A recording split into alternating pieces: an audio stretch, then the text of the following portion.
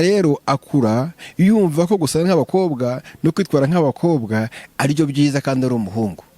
Uwo mwana yamyitwarire ye iraza kumusunikira mu butinganyi. Ababyeyi umwana akura ukajya uvuga ngo umwana wanjye agomba kuba umusitari, ukareba wa musitari ufite imisatsi wenda we abenshi nk'abakinnyi b'umupira bashyiraho imisatsi kuko abakinnyi b'umupira ariyo style yabo kenshi yo gushyiraho imisatsi. Abenshi baba baranayishyizeho bakuze amaze kumenya ko azi gukina umupira.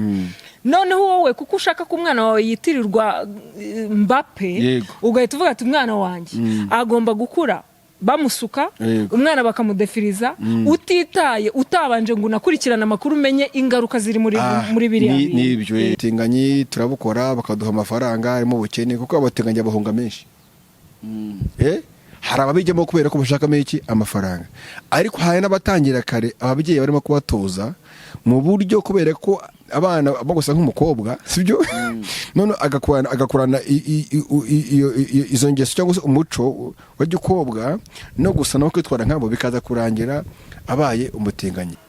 Ubwo mazi ni uburaya bitandukaniye. Uburaya baricuruza.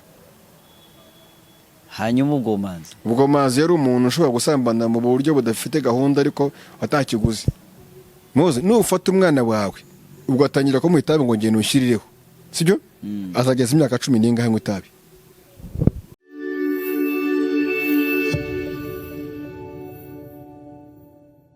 Inshuti za Bakunda TV turabaramukije muraho mwamfuramwe.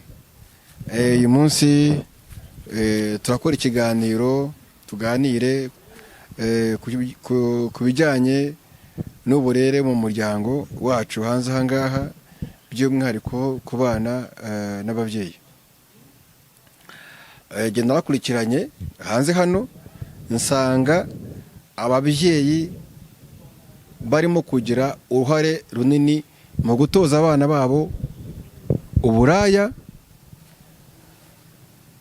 n'ubutinganyi cyangwa se uburara n'ubwomanzi byose birajyana. Muti rero barabatoza ubutinganyi bati uyu munsi wa none mujye mu miryango yanyu mujye mu baturanyi banyu muraza gusangamo aho umubyeyi afata umwana we w'umuhungu akamujyana muri salo avuga yuko ngo umusatsi we nguranyerera. Ese mwamfura mwe mwababyeyi mwe mwabantu mwe koko umwana w'umuhungu w'imyaka 5, 6 umusatsi uranyerera? Ese bwo nako urakomeye bavuga ngo umusatsi wabo ngo urakomeye. Ese umwana w'umuhungu ku musatsi we kwaba ukomeye ni ikibazo? Ubuzo bitangira urugo babajyana muri salo bakajyanga bakoroshya imisatsi yabo abahungu bagatangira kubasuka batangiye kumugira umukobwa yavayo bagatangira kumubyinirira boyi wacu umwana mwiza yode kuno gasa neza bikaza kurangira tantine cyangwa nundi bamutumye akaji nakandi kaza guha mwana kubera ko bamusutse umusatsi ngo arasa neza. Umwana akamutoza iyo bintu nyuma bagatangira hari n'abategeko ko bashyira batatu baje no kwatwara amatwi ari abana b'abahungu. Uyibwira ko umwana w'umuhungu nagera mu myaka 10, 15 uzaba kibigaruye. Umwana rero akura yumva ko gusa nk'abakobwa no kwitwara nk'abakobwa aribyo byiza kandi ari umuhungu. Uwo mwana yamyitwarire ye iraza kumusunikira mu butinganyi byanga byakunda. Ibyo bintu muzabigenzure mubikurikirane hanyuma muzambwe kujya bidakorwa. Ikindi nabonyemo usibye n'abahungu n'abakobwa mujyene mujye muri salo cyangwa se bamujya ngo babikora batabikurikiranye cyangwa batanabizi. Ninde muntu ukwiye gusukwa? Ubushakashatsi bavuga yuko byibura bavuga ngo byibura ntabwo banabyemeza umwana akwiye gutangira gusukwa ariko mu myaka 12 nabwo ngo w'umukobwa nta ubushakashatsi buragaza umwana w'umuhungu wasukwa. umwana w'umukobwa ku myaka 12. hariya muri saro haba harimo amacupa atandukanye, bakakurika icupa ry'umwana w'umukobwa ugejeje byibura imyaka 12. none se ko tubona abana b'abakobwa murimo kubasuka bafite imyaka 6, 5, 4, 7, ubwo ndaga mwicira ubuzima. noneho hari indi cupa rya kabiri rikurikira iryo, naryo riza byibura bitewe n'ubukana imiti ibikozemo cyangwa ifite, biriya bintu aba ari bya produit bifitemo ubukana bwinshi, byibura umwana yagombye kuba afite imyaka 20, nabwo akavugaho umukobwa. icupa rya kabiri niho rihera, bitewe n'uko agenda akura, byumvikana ko ari imisatsi yenda igenda ikura. Ntabwo nta hantu ubushakashatsi bugaragaza ku mwana w'umuhungu kwasuka. Ibyo bintu muzabigenzuye neza, murebe niba mu miryango yanyu bitarimo gukorwa. Endro, utumye rwose nza mu kiganiro. Urakoze cyane. Utumye nza mu kiganiro, hari icyo nanjye nshaka kukubaza. Urakoze yego muze. Urimo uvuga ko bitewe naho isigeze nge niko mbyumvishe mu buryo bumwe cyangwa ubundi. Yego. Bitewe n'ibyo abana tubakorera, ababyeyi. Ku liberite twabahaye itandukanye nuko byahoze. Yego. Ariko wibagirwe ko tugiye no mu bitabo byanditswe kuva kera, amateka agaragaza ko n'Imana ijya kurimbura isi ku bwa Sodoma na Gomora, hariho ubutinganyi. Yego. Ubutinganyi icyo gihe ababyeyi bo ntago uko batasukaga, wenda ngo tubyite gutyo, bitume ngo umusore nawe nimba asutse yimva nk'umutinganyi nk'uko wabivuze. Aho ntago yaba ari kamere ya muntu mu byaha akora, ahubwo bitandukanye n'ukuri kubyita kare ababyeyi babitera. Urakoze cyane muze. Icyo gihe Imana ngo irimbura isi, nubwo ujya ibintu harya y'ibire kandi nabyo ko bibirangiye ntajya nyemera cyane mu buryo nabwibuka Imana bigendamo gahoro ko ntabwo ujya nanayisoma. Ariko ibyo bintu byabereye muri Sodoma na Gomora, ntabwo ari mu Rwanda. Kuko turaza kuba tumenye aho babigenzaga bati kugira ngo abantu byinjiremo. Ndavuga ibirimo bikorwa uyu munsi mu Rwanda. Ikibazo abantu bafata nk'aho ubutinganya budahari cyane cyangwa se budakorwa cyane. Uyu munsi abatinganya ngo turabazi n'amasura, urumva n'amazina yabo. Ariko uyu munsi iyo ushatse kugira inama abana ukabegera neza, bakagira ibyo bakuvunguriraho, barahubwira ngo ubutinganyi turabukora, bakaduha amafaranga, harimo ubukene, kuko abatinganya bahunga menshi. Hari ababijyamo kubera ko bashakamo iki amafaranga. Ariko hari n'abatangira kare, ababyeyi barimo kubatoza mu buryo, kubera ko abana bagusa nk'umukobwa, sibyo? None agakurana izo ngeso cyangwa se umuco wa gikobwa no gusa no kwitwara nk'abo, bikaza kurangira abaye umutinganye. Muzi ko urugero, uzi ko umuntu ushaka gucaho mutanavuganye ukamenya ko ari umutinganye, bite n'igendo agenda mu kwitwara kuri yisize no kubona imizi, havuga uti umuntu umutinganye ngo ntamuzataha. Ese wemera ko ubutinganyi babuvukana nka kamere, cyangwa wemera ko umuntu abyiga kuze? Abavuga na kamere, kamere yavanye hese? Akabuvukana hari uwaza ati kuki wabaye umutinganye? Nta muntu uvuga ari umutinganye. Ntabwo byemera? Ntabwo umuntu avuga ari umutinganye. Mutanza mukuzanira hano atuye na hano hirya. Abarabitojwe cyangwa se hari abandi bigurupu yisanze bayimogerejemo akakora umutinganye. Hari ababivukana. Hari umwana ukiri muto rwose ukabona ko yabivukana akitinga. Oya, abayumvamo gikobwa. Nkuko nawe ukura wiyumvamo ubusore bw'ubugimbi. Moze icyo ndimo kurwanya ngewe kandi kinahari, ugive gutya. Hari ababyeyi benshi barimo kujyamo uruhare rw'abana babo kubatoza mu buryo batanazi, gusa bisangira basanga abana babaye nk'abakobwa. Umwana akabikurana usanga bamutwara nk'umukobwa, nawe umutwe akabyumva gutyo ko mumuginirira, ko mubwiye ko ari byiza, nawe abo ni basigaye nabenshi cyane. Ahubwo abo ngabo twavuga ko bongera umubare w'abatinganye, uko umubare w'abatari bahari y'ubutinganye. Ariko mu Rwanda ibintu by'ubutinganye bije vuba, mu myaka ya vuba cyane.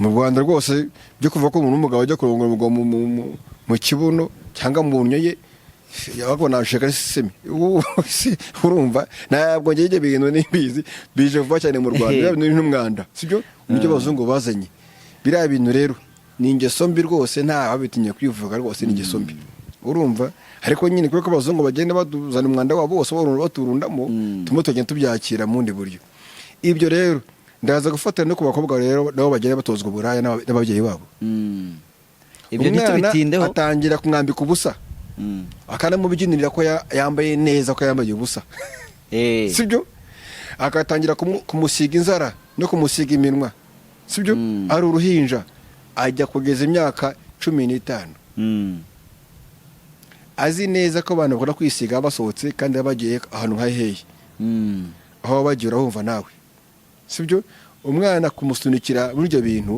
biroroshye ni ukuvuga iki ni ukuvuga yuko uwo mwana kumufasha kubikumira ahubwo barimo kumufasha kubyongera sinzi niba muzi byumva neza ni ukuvuga ngo niba hari n'ibimo bikeya byakabaye bihari sibyo twakabafashije kubikumira tukabafashije kubyongera nk'ababyeyi rero hari ahantu udasubije neza ngiye ngo nyurwe uvuze ko regularizari bya Sodoma na Gomora yavuga byo mu Rwanda ntago ari byo ngarura reka tureke kuvuga ibindi by'amateka y'ahandi kuko buriya ushaka no kumenya amateka nakahugana ureba amateka y'aho turutse sibyo kandi twebwe ntago twakuriye Sodoma na Gomora bishobora no kuba wenda wasanga ari naho hitwaga inaha Sodoma na Gomora ko gusa ugiye mu mateka bigaragara ko atari map yo muri Afrika cyane ariko ikintu ngiye ntarimo numvikanaho nawe gato nuko byahozeho ariko kuba byarahozeho urimo urashinja atari mu Rwanda ariko urimo urashinja okay reka njye mu Rwanda reka ababyeyi b'abanyarwanda urabashinja ko barimo bakuza ubutinganyi cyangwa barimo gutoza abana babo ubutinganyi n'uburaya kandi batari bo gute watoza umwana wawe kitari barafata ingeso z'abazungu bakazizana kwitoza abana babo kandi izo ngeso zose byayo ngibyo ubuse twavuga ko abantu bari kubitoza abo bana ari uko babaye hanze bose bakora izo ngeso hanze mu bazungu bakaza kuzigisha mu Rwanda barayivana ku mateleviziyo barayivana mu shusho beda tugenda ubwo rero nabo biza ingeso bakuze reka ikibazo cyacu muri Afurika y'Afurika benshi turatoragura ingeso z'abazungu ntabwo tumenya guhitamo ibyo abazungu byose bije ko dutukura rwose tujya muri uwo mujyo sibyo nose mo ushikiye ko ufata umwana w'imyaka 5 w'umuhungu bakajya kumusuka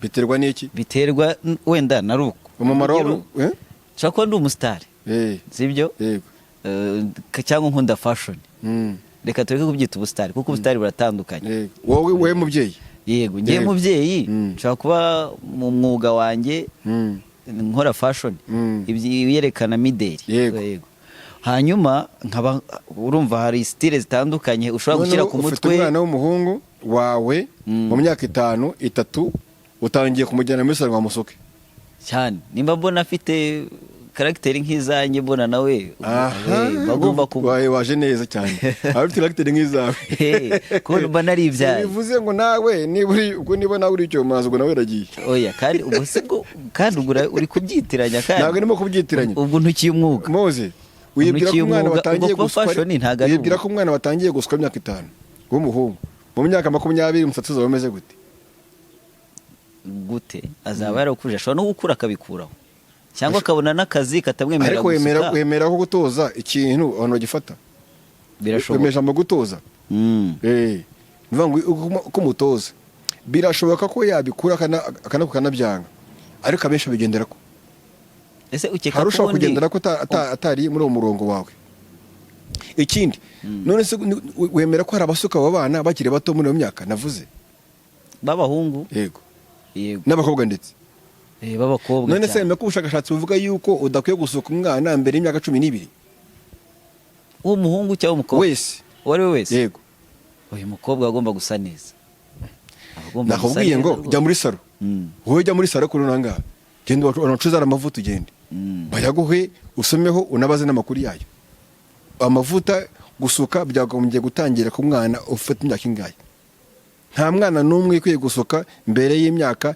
12 kandi nabo bakavuga ngo w'umukobwa banabisobanura neza Mose najya gukora ikiganiro narabanje ushaka amakuru ntago najya gukora ikiganiro gusa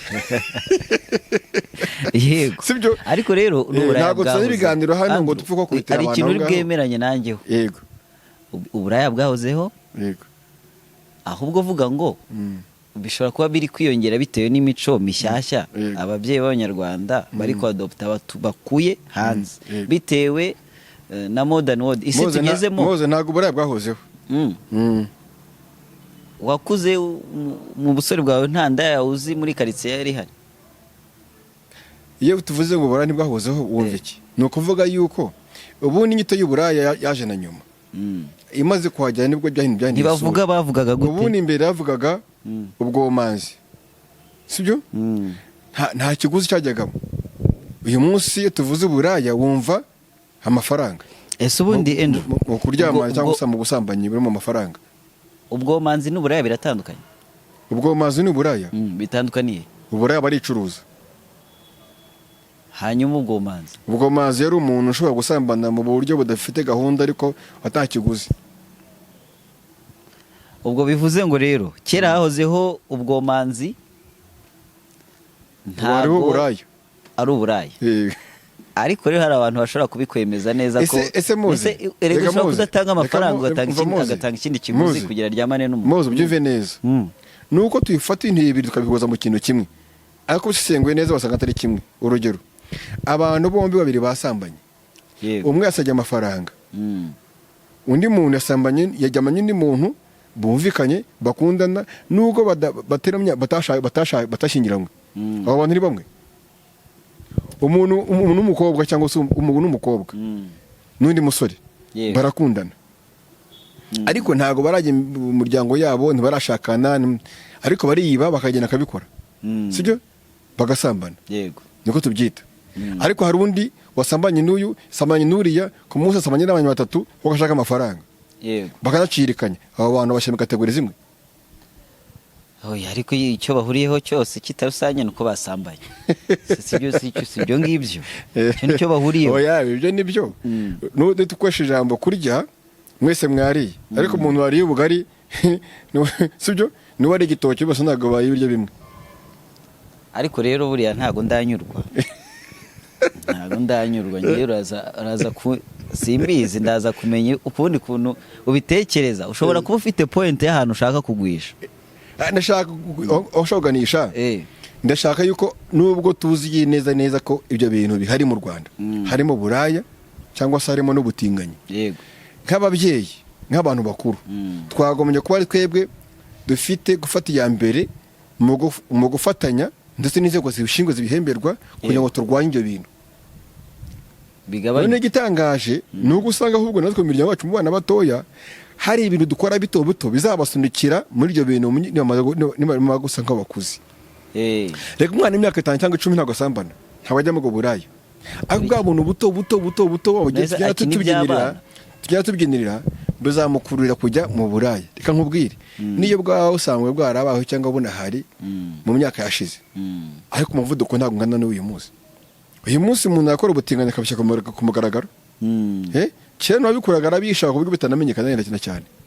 Ahubwo ahantu nakugarukira ni hamwe gusa atari hose kuko ari ibyo utansubije neza wowe bitewe n'uburyo ubyumva n'uburyo byakira nanjye bitewe n'uburyo nanjye numva ibintu kandi nawe urumva ntago twahuza 100%. Ariko ngewe uko mbibona nkeka ko uko internet yongera isi yabaye umudugudu hanyuma n'amateleviziyo atandukanye tureba n'ibiganiro tureba abahanzi twumva urubyiruko n'abandi batandukanye ureba ko abantu bo muri isi yo hakurya iriya ngo ndavuga muri Europe umuco wa Europe waradutwaye cyane bitewe n'ibiganiro ushobora kwereka umwana kumwemerera kureba kuri televiziyo kumwemerera gukoresha telefone hakiri kare n'ibindi bitandukanye. Amapublicité aza bitewe na internet uri gukoresha ku bantu bafite smartphone barabyumva cyane. Hari igihe umwana batemerewe kubireba bitewe n'imyaka agezemo. Naho ibijyanye n'imideri kuba ngende uvuri kubijyana mu buryo bw'imideri kubera ko iyo uvuze ngo umwana gugusuka Mose ntago nkurikiye neza. Ndimo ndakwereka ibintu bitoya dukorera mu miryango yacu tuzi ko turimo dukorera abana cyangwa tubagirira neza, sibyo, bikazaba bimwe mu ntandaro ibasunikira mu bintu bibi. yego niho bashobora kuganisha. rimwe na rimwe ababyeyi bacu nako ababyeyi twese ntabwo tubikora tubanga abana, nta nubwo tubikora tuzi ko ari bibi, tubikora tuzi ko turimo gufasha umwana gusa neza. ariko uwo mwana ko mubigendera muri utwo tuntu, sibyo, biroroshye no kumusunikira mu bindi bintu. Sizi ibyo vuga niba byumvikana neza. Ikindi cya kabiri, ndimo nanga ko abana bangiza, ababyeyi bangiza abana babo bajya kubasukisha ku myaka itaragera, bakabakoresha ku mavuta atabemerewe kujya ku mutwe kandi imyaka batarigeze. Yego, muri make ko nako bakamenya. Yego. Niba batwara n'abana gusukisha abana banze babazi, ese umwana yemerewe gusukwa? Yego. Sibyo? Icupa agiye kumusukisha cy'amavuta niri, ubwo uzagenda aho usanga n'abakora muri saro bamwe icyo nabonye ne kimwe, sibyo? N'abana bakora muri saro bamwe ntibabizi. Bisaba umuntu bizi akabigusobanurira neza. Kuvuga ngo iri cupa iri niri rijya ku musatsi w'umwana kandi umwana ungana gutya. Sibyo? Ni ukuvuga ikimoze. Nufata itabi. Yego. Sibyo? Ese uzi impamvu leta itubuza guha abana inzoga? Impamvu leta itubuza guha abana inzoga ibyo birumvikana. Nuko se batazazinywa nibakura. Ariko uko ikumira gutanga inzoga ari abana batoye, uko utinda kimutoza akiri mutoya, abafite n'amahirwe menshi yo kutayinywa. Ariko umuntu wayitangiranye n'umwana mutoya akajya imyaka 18 yatangiye karanywa inzoga, uwo muntu biragoye ko inzoga yireka. Ibyo narabyemera. Ahubwo se ko numva bajya bavuga ngo ahubwo uyu mwana umuhaye inzoga akiri muto ntago azigirira irari akuze. Maye barakubeshya. Ibyo ni ukubeshya. Uzagenza uzabazigenzura abantu bajya banywa itabi, bazanga ngo cyego ko tujya gutekera abadate itabi agarihera ngakarimo. Ntago ushaka gufata byose ni urugero. Wone itabi ndaribona Moze nufata umwana wawe ubwo atangira ko mu itabi ngo ngene ushirireho, sibyo? Azageza imyaka 10 n'ingahe mu itabi. Moze Nakoze cyane, natonze akoze cyane kuza muri kino kiganiro. Nakoze nanjye kunyakira ndabyishimiye. Nuko waje mu hagati kiri hafi gusoza, ariko nta kibazo turajyana byari bisigaye. Nuko tukiganira n'ubundi nubwo batari bo kiganira ko bahanyuvaga nyuma ya kamera. Tonze nibwo harakiza. Yagize impamvu ituma atindaho gatoya mu nzira. Ariko tukamo tuvuga imwe mu myitwarire ababyeyi bagira ko bana babo ishobora kubasunikira mu busambanyi cyangwa se mu bana b'abahungu ku butinganyi. Turabizi neza hari igihe abana bavuka bafite imyitwarire na mu maraso imwe bigire imisemburo yabo ishaka kuza ari umukobwa aho akitwara nk'abahungu, cyangwa se akavuka ari umuhungu akagera imwe twitwara nk'abakobwa, sibyo to? Yego, homoneze. Hari n'usanga afite n'ubwanwa kandi ari umukobwa. Ibyo birasanzwe, ariko ntibisobanura ko afite imyitwarire adashaka umugabo. Haramushaka uzari nk'abakobwa bakina ka basket ka football akesha bafite utuntu, ari ugasanga n'umugore aragashaka akabyara akarera abana. Ntago bisobanura yuko umuntu ajya ari umutinganyi. Byumvikane neza. Ariko n'urugenzura abo bantu mu societe yacu baza gusanga ari bakeya cyane. Uyu munsi agabatinganyi n'abatinganyi uzasanga n'ibyo uvuga kenshi batanibifite, ahubwo usanga barabitojwe. Barabitojwe kubera amafaranga, ko muri iki gihe bavuga ko birimo amafaranga. Njyewe naganiriye n'abana bakeya baje ni Nyamata. Bambwira yuko nari kungengeza ahantu ko mbane n'ikiganiro nkayabona ibyo abantu baganiraho, ari ukuntu bijyamo nkabyo ngo umenye urumva uko societe hano iteye. Numva bahubwira bati twebwe ubutinganyi nk'amafaranga. Tugenda bakanira nkabona amafaranga menshi cyane. Ni ukuvuga ngo harimo byiciro bitatu ngiye ko mbona muri ibi bintu nkukije abonaganire nabo. Icyambere, hari nk'abantu bajya mu butinganyi kubera ko ashaka amafaranga gusa. Hari nk'abantu bajya mu busambanyi kubera ko ashaka amafaranga gusa bikamusunikira mu busambanyi. Harimo ikindi cyiciro kibijyamo kubera ko yakuze iwabo utuntu duto tw'ingeso z'abazungu tudufata tutubyinirira tugasa nk'aho imutoje, none akazisanga yarabigeze amatazi n'igihe yabigereyemo. Ni ukuvuga ngo hari uruhare rw'ababyeyi bagira mu kurera abana, mu kubakuza. ahantu ndi bugufashe ni ukuvuga ngo hari ukuntu twe ababyeyi umwana akura ukajya uvuga ngo umwana wanjye agomba kuba umusitari, ukareba wa musitari ufite imisatsi wenda we abenshi nk'abakinnyi b'umupira bashyiraho imisatsi kuko abakinnyi b'umupira ariyo style yabo kenshi yo gushyiraho imisatsi, abenshi baba baranayishyizeho bakuze amaze kumenya ko azi gukina umupira. Noneho wowe kuko ushaka ko umwana wawe yitirirwa Mbappe ugahita uvuga ati umwana wanjye agomba gukura bamusuka umwana bakamudefiriza utitaye utabanje ngo unakurikirana amakuru umenye ingaruka ziri muri biriya bintu. Noneho nko mu masaro bagira amaproduit atandukanye bakoresha, uriya mwana wo hanze wenda wabikuriyemo babimutoza bagira amaproduit y'abana bakoresha. Hari imyaka umwana atemerewe gushyirwaho produit. Ngiye kuko ndi kwigana nkahita mfata umwana wanjye w'imyaka 2 nkagenda bakamukubitaho igiproduit bajya banshyiraho nanjye cyanyina ahubwo ngewe kubera umutwe wanjye woroshye produit nyinshi zirantwika iyo bitinzemo igisebe kiraza rwose biterwa n'umukwaferi. None urayifasha uyishyize ku mwana w'imyaka 2 uriya mwana uruhu rwe ruracyoroshye ubwonko bwe buracyoroshye ubu mwangije none uramujyanye baranamusutse gusuka imisukire ngewe niyo mpamvu mbona byananiye ntajya mbasha gusuka bakurura umusatsi bakawungaho menshi cyangwa urudodo cyangwa icyo bari wusukeho nyine umwana uramujyanye baramukuruye ubwonko uruhu iki ni ukuvuga ngo rwose hari n'abatwara ngo badefirize ngo kubera yuko ngo umwana wanjye ubwo n'umuhungu ngo imisatsi ye ngo irakomeye ngo ni injwiri bikaza kurangira umwana umusatsi we mu myaka 2 abikwa 5 uramaze kunyerera abatagifite umusatsi we noneho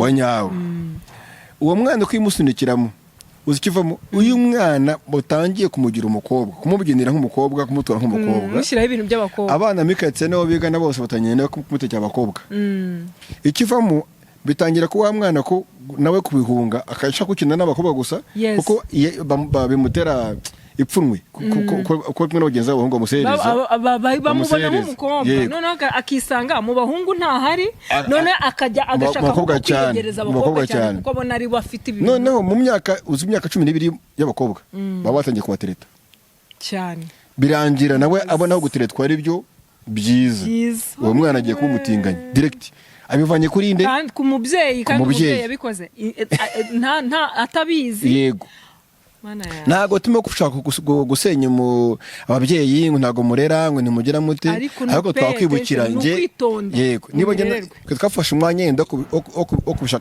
kubushakashatsi kubiganira no ndujye muri za saro twabaza nayo mavuta kuntu akora n'imyaka ingahe nimugende murebe ko ibyo tubabwira atari byo mujye muri saro murebe yuko n'aba bana banyu none na produit ugiye gushyira mu mwana wawe banzu yisome haba hariho imyaka bitemewe urebe n'imyaka ubu baravuga ko intoya mu Rwanda byibura bakoresha ari imyaka 12 nimugende murebe ko badasuka abana batabadefiriza abana be muri imyaka 12. Andrew reka nkubwire nta makosa ubundi gufata umwana ukamusukisha ukamutangira kumudefiriza uzareba umwana usutse byonyine tureke no kujya deep no mu bushakashatsi umwana usutse agasura ke kaba kabaye nk'ak'umuntu mukuru nuvuga ngo aba yatakaje imimererwe yo kuba umwana yabaye umuntu mukuru akura yigira umuntu mukuru kuko ababona asa n'abantu bakuru ntago ashobora kukwemera kuba umwana.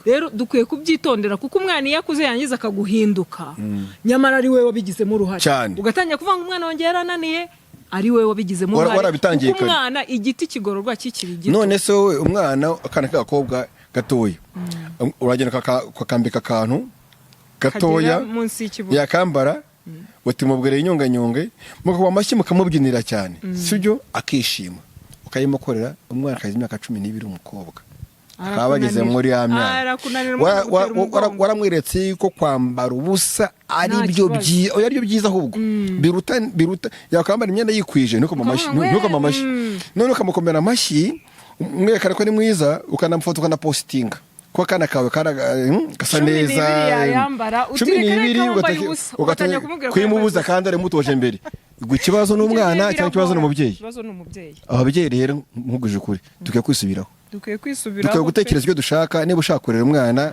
wawe mu buryo ushaka, wigendera mu zaduka zose zaje, ngo kubera ko abonye umusitari runaka abyina kuri sene yambaye ubusa, kandi ashaka amafaranga. Twibukiranye ko igiti kigororwa kikiri gito, ntabwo uzaba warananiwe kumutoza akiri muto, ngo namara gukura nawe atangiye kujya yihitiramo ngo bari bwumubwire ikintu acyumva.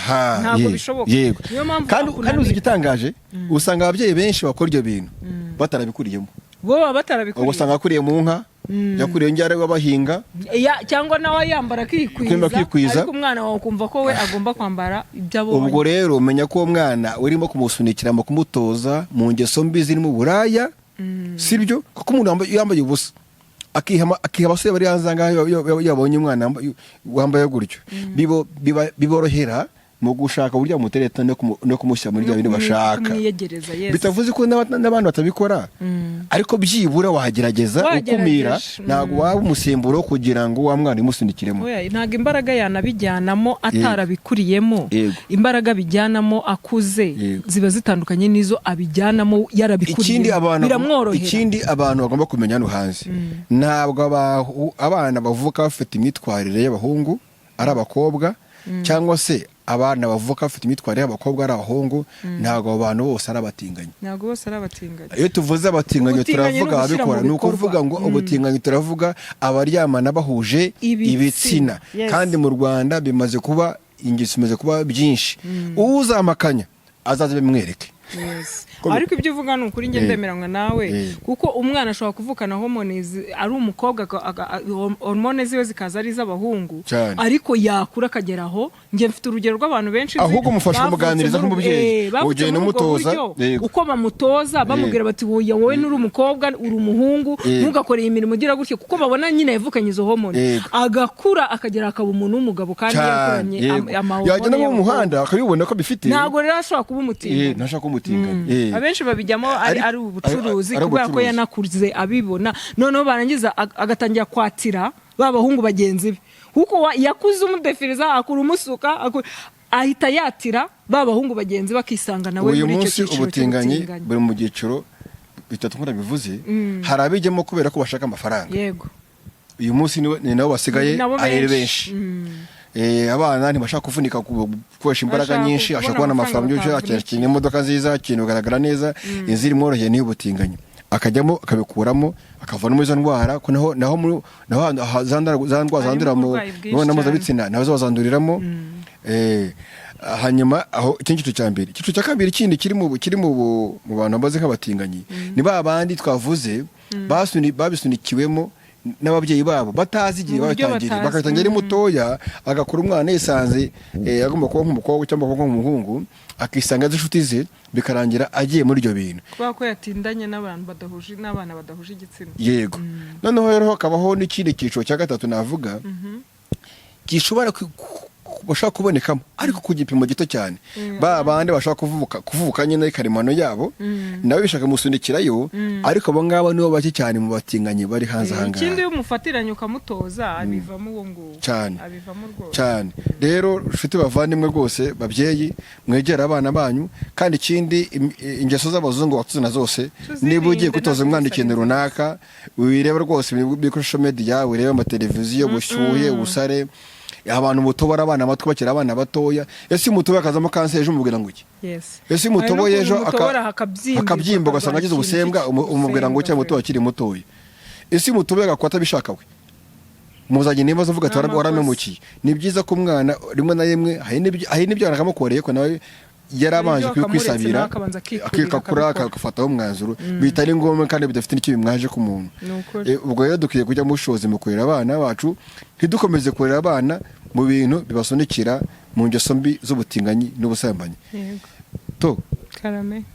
Urakoze cyane Pastor. Uyu nuvuga mutumwa tonze cyane. Nanjye aho garafu kuzamindura, nanjye ntatakanuza. Mose. Urakoze cyane. Inshuti bakunzi Bakunda TV, mwakoze cyane kudukurikira.